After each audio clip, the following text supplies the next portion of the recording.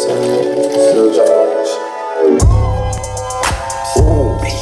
in that motherfucking phone. Diamonds and skating on ice. Run it up in Jerry Rice. You're now watching Nods.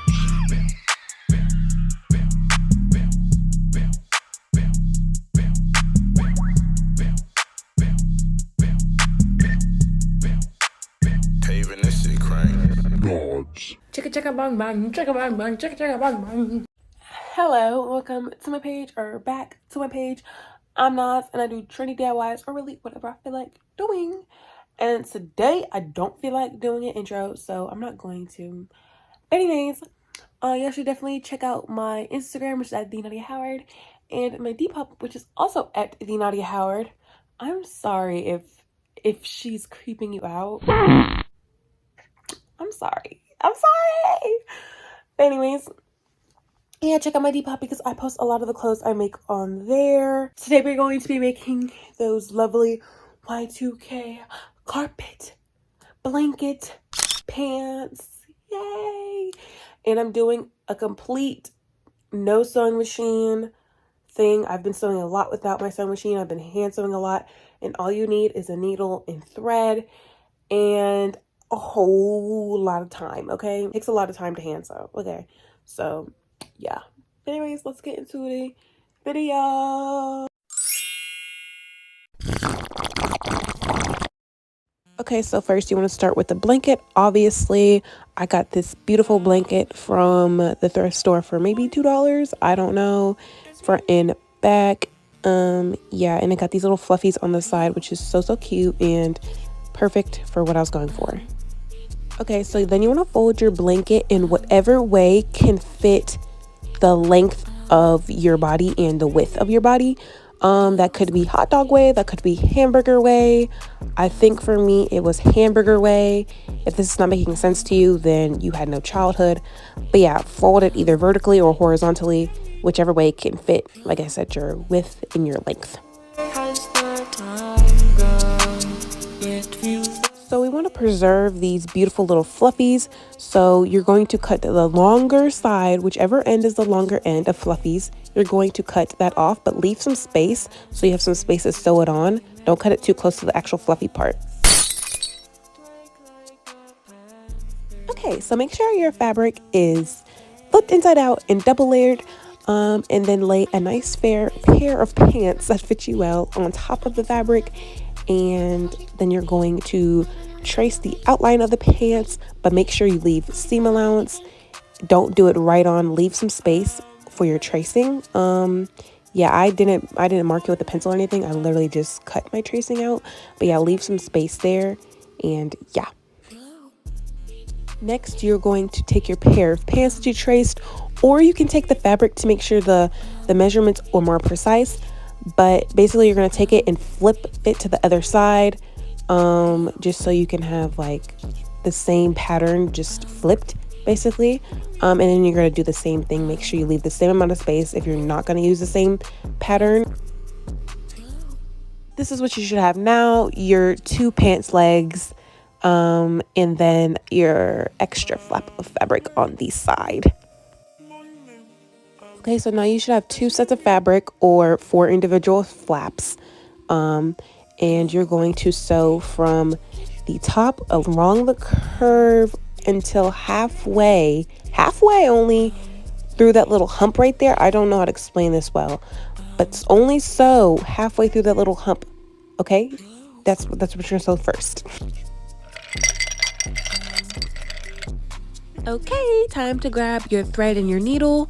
Use a thread that is close to the color of your fabric, but it doesn't really matter because it's not going to be shown anyways. But, you know, just for precautionary measures, go ahead and do that. Make sure your thread is double layered around your needle. Then push your needle through, leaving enough space. I did not leave enough space in this clip, but leave enough space, especially if your fabric is fraying like mine. You have to leave more space so that it does not come apart. But anyways, push through, tie a knot at the end to secure it. Okay, so the 2 common methods I use for hand sewing is the in method, where you go in through the top, pull the string all the way through, and then go back in through the top, and it ties like a little knot. I like using that one, but it makes the fabric a little bit shorter when you get to the end.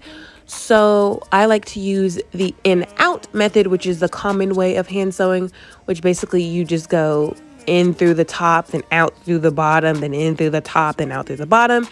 And that also, it keeps it secure just like a sewing machine would. So yeah, I definitely suggest in the in and out normal method of sewing, but then again, it's your pants, so do what you want, boo. So I totally forgot to take a video of this because I'm an idiot.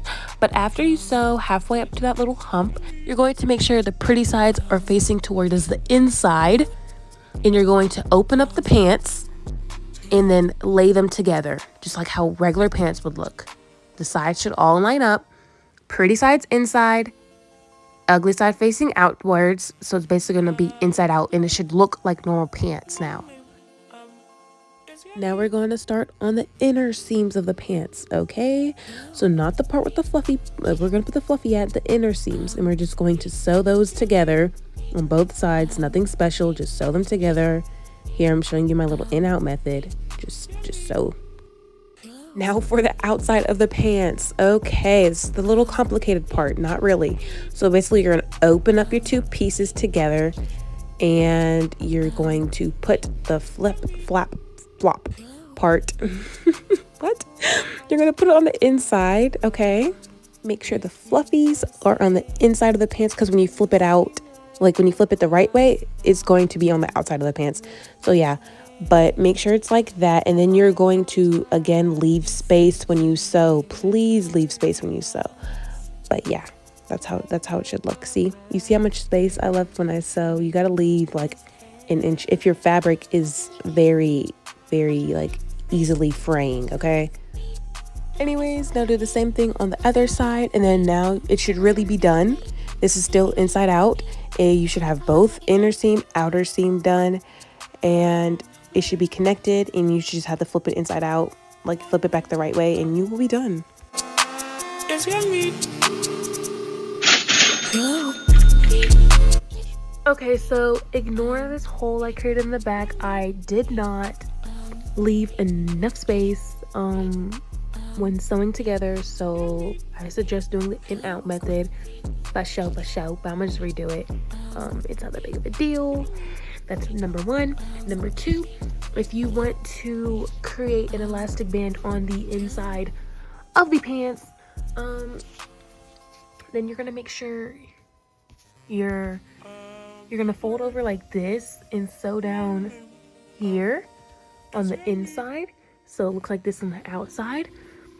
Now with your elastic band in there, you just want to make sure the hole is big enough to fit your elastic band through, and then you're going to sew all the way around, folding it down all the way around. And then when you get finished, you're going to take a paper clip, put it on the end right here, and push this through until it's tight, and then tie it together, sew it together, like the ends of the elastic band or whatever you want to do when it's tight enough for you. And that's how you put your elastic band in. I'm not putting an elastic band in because I like my fluffies at the top, but if you didn't want to put fluffies at the top and you want an elastic band, then just do the fold down method, sew around real quick.